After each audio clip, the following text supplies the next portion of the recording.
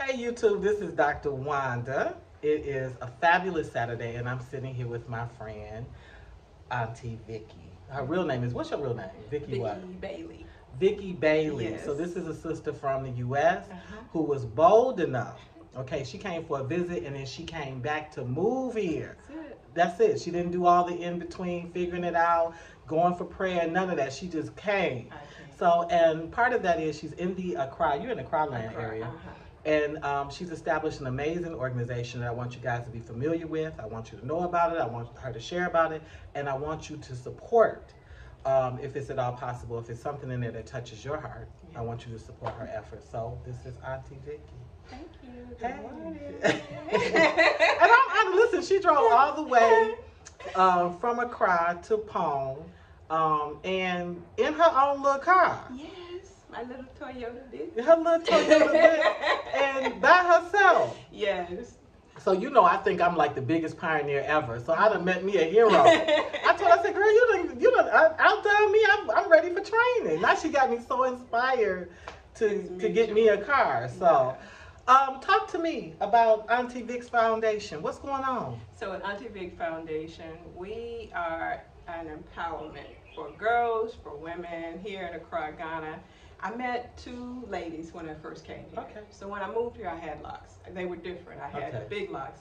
And I met this woman that was there in the neighborhood in Newtown. So when I came to Ghana, I didn't go like to East Legon or nothing. I went right in the middle of You went to Timma, Newtown? No, I went to Newtown. Oh, Nima, Newtown. Oh, like, I got you. I got in the heart of everything. Okay. And so she started working with me, and I just started talking to her, asking her, what's the need here?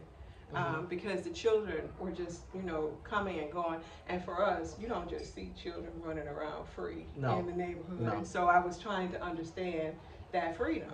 And I've always had a love for children, even in America.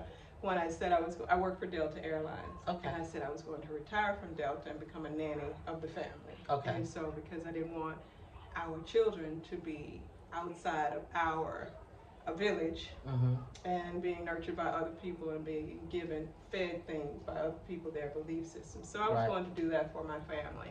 But when I came here and I saw these children, I said, I can still do this same thing, but on a larger It's called scale. extended Yes, family. my extended family, my African family. Yeah. And so I would go through the neighborhood and they'd be, Auntie, Auntie. And so I was Auntie Vic there in the neighborhood. And I was like, you know what, let me see what I can do. And I did a program there. We had a program in the neighborhood where I gave away 100 books to the children there. I had a karaoke machine. Oh, so they was up at the microphone. Yes, and you know how many had never touched a microphone? A lot. A lot. Yeah, we assume a lot with technology. It's actually technology literacy in many communities is low and sometimes non-existent. Exactly. Yeah. So we read books using a karaoke machine. Neat. Yes, and that's how Auntie Vic really got started. I came here thinking I was going to be doing yoga on the beach. I brought my mat and everything. Thought I was just going to be chilling. We make our plans, but God sets them steps, don't He? So differently, and it's been challenging. It's been rewarding. It's been gratifying, but just to see, I officially launched in February. Of this year. To see the change in those children that we have been working with from February to now, the ones who came in couldn't read a little bit, now they're reading some words. We had 6 that's girls, good. that are reading now that could not before. And then to me, that's a win. No, not to you. That is a win. That's a win. It's a win. It's a win. And so I want to have not just the girls. I do focus more on girls. Well, you got a right to have a specialization, a favorite. I do. I have a favorite specialization with the girls and with the women, because I know, like, we as natural nurturers, it's just something that we do. We'll give out to more. We'll reach more people. We'll give back to more. But to see them develop in such a short time, I know long term this will be an amazing thing. Oh, you've had major impact. Yes, I did a little movie night last night. Did you? At the office, and the girls came over. We had about 18 girls there, and watch the movie, but just to see the joy that they had just from doing something as simple as that. It was a lesson in the movie. They just saw it as a movie night. They were just watching a movie, but it was a lesson in the movie, and they all enjoyed it. And we talked about it, just having those open, candid conversations. You find out later when you meet people who know them, where they can go in their mother tongues and share the experience that it wasn't just a movie night, that it actually was way more than even that. Yes. So just, it's a reach. We're not looking to reinvent the wheel at the Auntie Big Foundation, but we are supporting systems that are already in place. Good. Yeah. Literacy programs. It's called is it Zango? Yeah. So more, that's more where I am. The children that I deal with come from that community. And just seeing how much they appreciate the library. So I started the Auntie Big Library there. It's an office space, it's 2 rooms, but we have books there. Some friends have donated some tablets, and you would see the run. So I'm big on being on time. I know GMT has gotten me in time, but that doesn't work for me. So me either. The children know if they want to use a tablet to do their research for their homework, and they got to get there. They got to get there on time.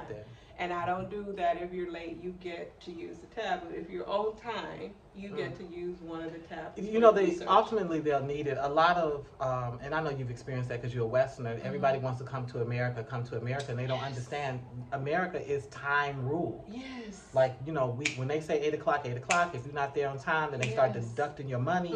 Sometimes, they want to allow you to take a test. They shut doors on you, so you really are giving them a training that they can use wherever they go. Exactly, because timeliness. I mean, and that value, the value of your time. I know things move a little differently here, but understanding the value of your time and mine. Right. Don't waste it. Don't waste because that's the one thing you cannot get back. So don't waste it. No. Wow. Yeah. So we got literacy. We have, what else? Empowerment. That's right, empowerment, critical thinking. What else? Because I know you got great visions, expectations. I have so many, and I try to hone it in because it's only so much. It's just me. And it's you. It's just me. It's only so much that I can do at this time. So long term, I have not just the literacy program. With the empowerment, we're looking to do things where the mothers, the grandmothers, the aunties that are raising these children can have money to feed these children. Because I have a snack. I try and give them a snack every day, but then we have people that need some food. I was surprised when I did the spelling bees that as a reward system during Ramadan, because although it's not just a Muslim organization predominantly in that area where I started, they are Muslim. I have about 10% Christian children. The rest of them are Muslim. And so I did rice, oil. You did the staple food. I did the staple food as the prize for the spelling bee. I bet they loved it. What? They were so excited. Loved it. They studied the words. They came in. They challenged each other. And then one little girl, she was, and I wasn't doing these little easy words either. She won twice because she knew the So she took the double portion?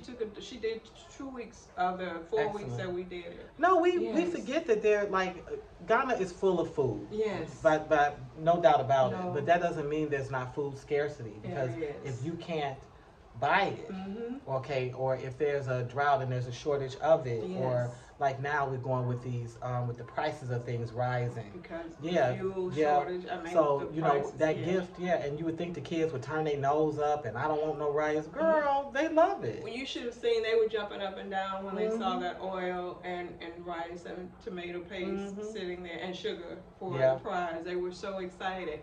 But then to have I have a lot of extended families where people go off to work and they leave their children with they gotta eat the aunties and the grandmothers and that. And when I can't feed, it bothers me. So I want to put myself in a position where I can, even if we open a little store where, I don't know if you know, in America where if you work at the stadium for the Cowboys, I'm in Texas. Right. So you can do a volunteer program. If you work the concession stands there, you can make a portion of the money, and you get to keep it for your organization. Yeah, sometimes I agree with you, and I love that. Uh-huh. Sometimes getting them to wrap their brain around that concept, they're like, we're selling this for $10, $1 off of everyone to go. You know, Yes. yeah. Yeah. Sometimes they don't necessarily Grab embrace it. onto it. Yeah, but that don't mean you shouldn't try it. And I'm going to try because I want to teach them to fish, and not for me to be the. Although for the children we're doing the nourishing through the literacy program, right. And I definitely would love to be in a position where I could constantly, do a food bank. That's on the long-term goals. But for now, because my financial need is there in order to supplement this program and help the children. And that's one of the things that they don't think about when we're running these programs is that the person running it still has to eat. Yes. Yeah, yes. And so we are often like doing our own personal funding, which you got to be careful with, right? Because you can push yourself into a place where you're not taking good care of your own self. And we're Americans in Ghana, and they look at us like piggy bank. Money here bag. Comes the money. Yeah. No matter what, that's how it's perceived. That whether we have it or not, we're perceived as having it. Well, you see some of the stuff that Auntie Vic focuses on, literacy, empowerment. I'm loving this idea of a food bank because that's something like in the U.S. that black folks have down to a science. The churches, if the church don't do nothing else right, they can do that. They can do that right. Where you at least even around the holiday season, you can go and get a protein, a starch, a vegetable, a fruit, something. So that's a long-term goal. One of the things that makes that hard here is that this is a group of people that don't really eat non-perishables. If you notice, they really kind of focus on living food. So you're gonna need extra support with that because they want it to be fresh. They do. That's good. It is. But it's hard because you can't store it. It's hard. And that's how I came, with the rice and the oil and the sugar and the tomato paste, because that was something that could, I could hold on to it and it could stretch. It can go further. And one of the ladies, she took hers and she flipped it. She sold it? She sold some of it, but she made some money. Okay. And she was so you don't mind that? I don't mind. Because some people don't like that. They don't like when they give you something and then for charity and you out on the corner selling it. So you okay with that? I'm okay with it. Your main thing is that she sustained. She sustained. Okay. That's my biggest thing is that she and the children are fed. I got you. And so if I can assist her, because even if I do like little startups for the girls, I have some that are knitting. I brought the yarn and we taught you teaching knitting? Yes. Look at teaching them to knit. So one of the little girls made a purse, and one of the other mothers came in and she said that she's made tablecloths and all of those other things. So I think that's so cute. Yes, so we're going to do that, and you inspire me with the Wonderland Marketplace. So if I could get something like that branded for them, but to give them an opportunity to have something on a marketplace to make some money in that way as well.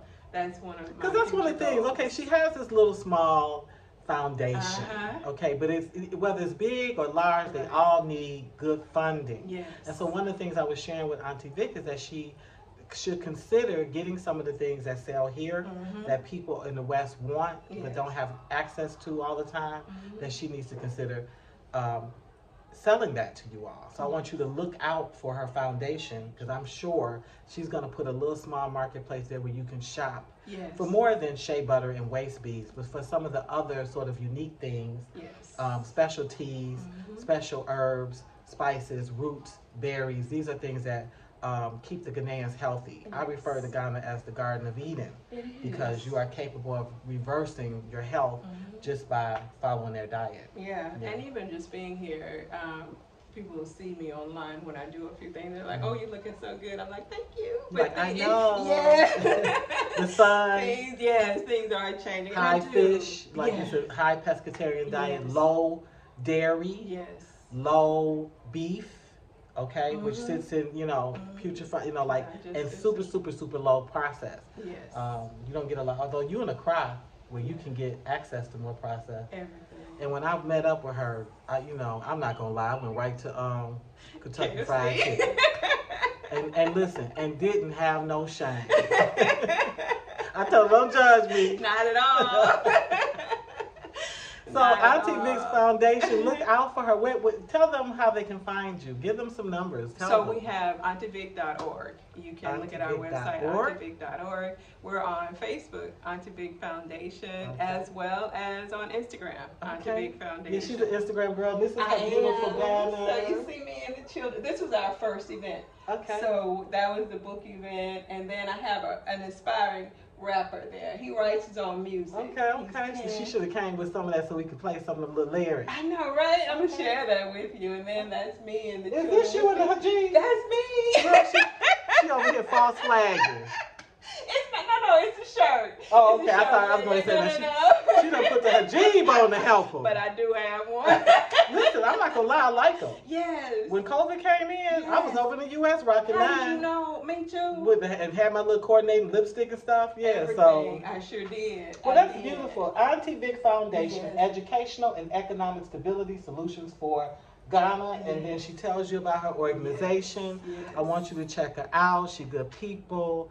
And that's all I'm going to say. And we're going to sign off? Yes. Okay, Thank you. we sign I off. want to